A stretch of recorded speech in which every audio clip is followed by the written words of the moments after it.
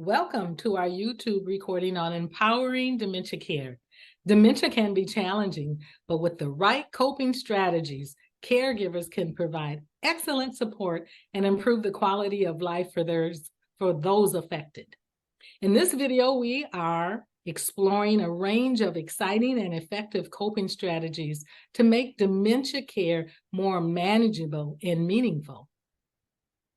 And we talked about the risks of dementia last segment, where the people who live with dementia or have a higher risk of having dementia, we don't really have an answer to why you are diagnosed with dementia or your loved one has dementia or Alzheimer's. But there's three risk factors that was brought up in our previous episode around the lifestyle. Are you exercising, eating healthy, doing a lot of activities that keeps you moving, not only stimulating activities for the brain, but also for your body. The other is genetics, whether your sibling have had dementia, your parents have had dementia, that has also been researched and studied. And the risk for dementia only increases with age. As we know, as we age longer and live longer, we are actually living with dementia, more likely to live with dementia. And some of the early indicators for dementia may include difficulty with everyday tasks, something that you've always done, multitasking. You forget where you now what have to do. You had always juggled two or three things, and now you can't even complete one thing. Repetition, having to repeat the same thing, and having your loved ones or family members said, you just said that like 5 minutes ago. And communication problems. Sometimes it's difficult to finish a sentence or articulate the words that you want to use to describe what you're feeling. Getting lost.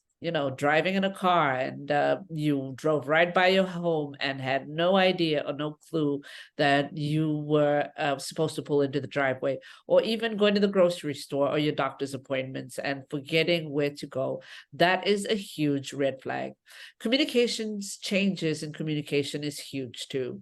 Your ability to communicate with others, articulate your sentences, picking up that phone to keep in touch with loved ones, family members, peers, neighbors, or friends, change in your personality. Maybe you're a lot more angry now, agitated, anxious. Those are some of the things that come into play. Also, confusion. I live with every day, somewhat being confused at certain parts of the day. But for someone that is consistently more confused about different things or what they're supposed to do is a red flag. Time and place, what day it is. Today is maybe Tuesday. Maybe Tuesday here is Tuesday in another Wednesday in another part of the world. But if you are really confused about what you did yesterday and you're going to church today because you thought it was Sunday, that is a huge red flag. Loss of interest in the things that you've always loved to do, your hobbies, whether it's knitting, gardening, going for a drive, going to shows, or, visiting museums. A lot of loss, that forgetting old memories could be one of the flags that tells us that something else is going on. We talk about wanderers too, and I wanted to touch on this very briefly. Some dementia clients may or may not wander, and in the back of their mind, they're always searching for something. I would have a gentleman who had to put on his boots and go off to a construction site, even though he was retired 20 years, and he did not realize that he wanted, he had to be at home and not at a construction site where he had worked at professionally for the better part of his career. Having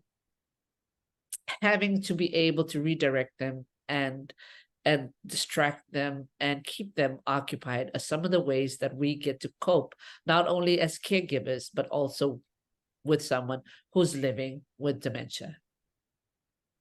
Yes, yes. And so another coping skill technique that's very important is to have a support network. And so I believe that caregiving was never meant to be a job for one person. I have the background of, the elders always lived with us, and they were in our home, and we cared for them just seamlessly, as families were bigger back then, of course, and we all cohabitated, and it just worked well for our elders to age in place. or if they were in the community, it was our responsibility as the younger children to go over there and check on grandma and check on, uncle, to make sure that they were doing fine. So, it was always a family affair. So now the way I see it is that we cannot get away from not having family involved. I mean, it's way too much work for one person to take on that responsibility themselves. And so it's important to be able to bring them back in. I think that we have to do it in a real sensitive way and kind way, but I believe that family wants to support one another. And so it would be good to have immediate family members, spouses, children, siblings, distant relatives, whoever it is that's in the family to do something. It's doesn't make any sense for one woman to take care of 5 kids, and when it's time to take care of her, we can't get organized. And so I think that it's important that we pull ourselves back in and get organized and care for our loved one in the home. So another beautiful thing is that nowadays things are so organized that you could have a family, a caregiver mediator, or to have a professional come in and work very closely with the primary caregiver and find out exactly what is going to make them comfortable on this caregiver journey, and be able to facilitate a meeting with the family and identify, what people are good at and what they would like to do. Another thing that's important about having an outsider is that because our families are, so dysfunctional, all of us are, right, Anna? That, there might be a brother or sister or someone that doesn't get along with the primary caregiver, and you're not going to tell me what to do, and I want to do it the way I want to do it. So having a facilitator, an outsider come in, it's just a very nice way to be able to say, this is something that would be helpful. So I would definitely recommend that. What do you think, Anna? I think, these are beautiful ways of having to be able to cope with either caring for someone that has dementia, or even you as yourself, if you're living with dementia. These coping strategies, these coping skills that we manage to hone in and refine allows us to continue in this caregiving journey. And I think you did talk about how church members have stepped in, family members that can step in to help you as you are providing this much needed care. Wonderful. Yeah. And so I actually went way out beyond my immediate family, and my loved one was a church member. And so the church was very glad and almost eager to help.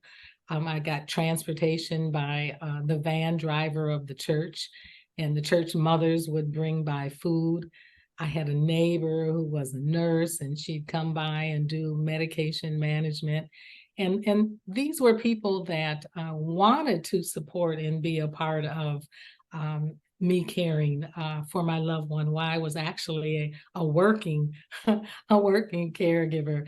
So I just cannot say enough about holding family meetings, bringing in a facilitator. I want to put a plug in for distant family members.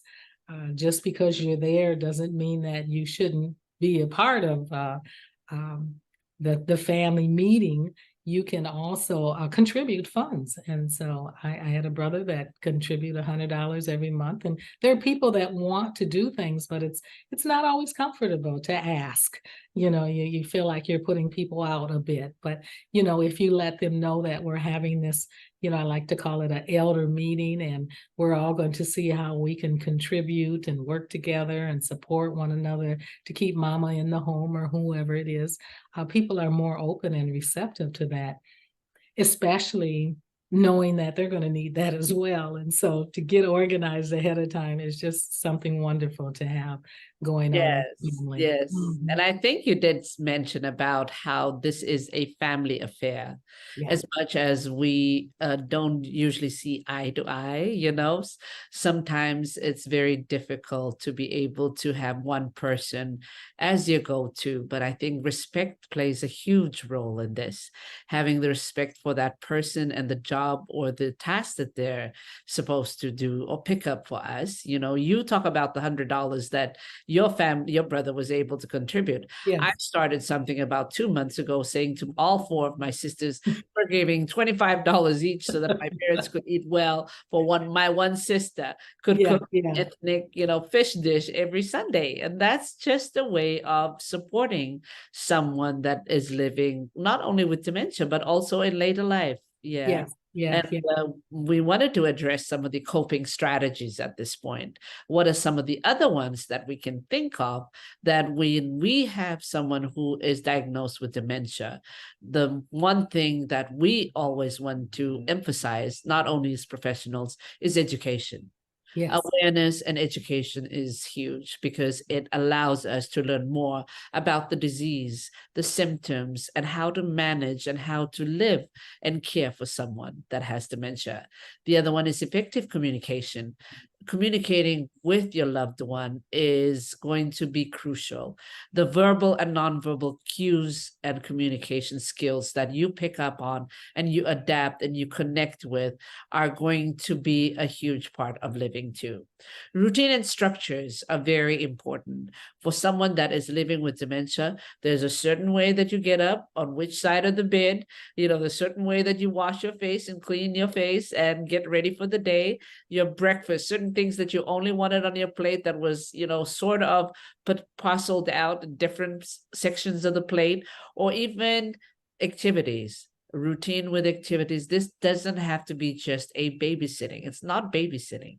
You bring in activities that are very social, physical, mental, stimulating activities around music, exercise, the arts, gardening, or even going for a walk that allows you to build this into your routine. These are part of coping strategies that one adapts to or one learns how to use when caring for someone with dementia or even living with dementia.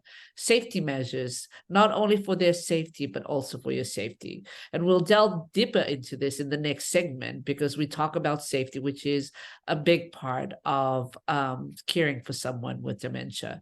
The locks, the alarms, the mats, the monitoring, the tracking, respite care. And I think Dorothea touched on this, with the not only family members stepping in, her neighbors, her friends, the church members, the van driver that also was doing the transport.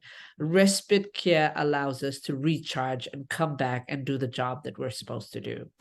Having a healthy lifestyle. It's not about them having their nutrition, sleep, and meds taken care of, but you yourself. Are you going to your doctor's appointments? Are you following up on what they recommended for you to do in order to remain healthy, not only mentally, but physically and spiritually? And also having to eat well and sleep well. That's a big part of caring. These are all coping strategies that we do that we need in place in order to support our loved one and ourselves. Having support groups, your friends are your support groups, your neighbors are your support groups, anywhere where you can talk about this in a space where they will respect confidentiality is a big part of caring and coping with living with dementia or caring for someone. Medication is also something that we monitor and track regularly. Are they less anxious or more agitated? Are they sleeping well? Are they just, are they just wandering a lot more? A lot of this can be managed with your healthcare professionals and touching base with them. Also, advanced care planning. What is it that we're going to do at the end or towards the end or the later stages of dementia and Alzheimer's? Your emotional self-care therapy or counseling, you always need that. You always need someone to always go back to it, even if it's your girlfriend. I usually just meet with my girlfriends every other week or 3 weeks so I can share whatever I'm going through. So these are strategies that help you to get through this caring part, and also the ones that we're dealing with dementia, and Yeah. them too, if they're going to be able to talk about, or if they're capable of talking about what they're going through. Yeah, that's excellent, Anna. It's just a matter of taking some time and getting organized so that these things can be a part of. It's a lifestyle, it's a journey that just takes time. But I think one of our passion is education, and that's what we plan on doing on a regular basis, is to continue to bring you education and support and let you know that you can do this. So Yeah. thank you for tuning in today, and click the button below. Let us know how we're doing, and join in with us next week. Thank you.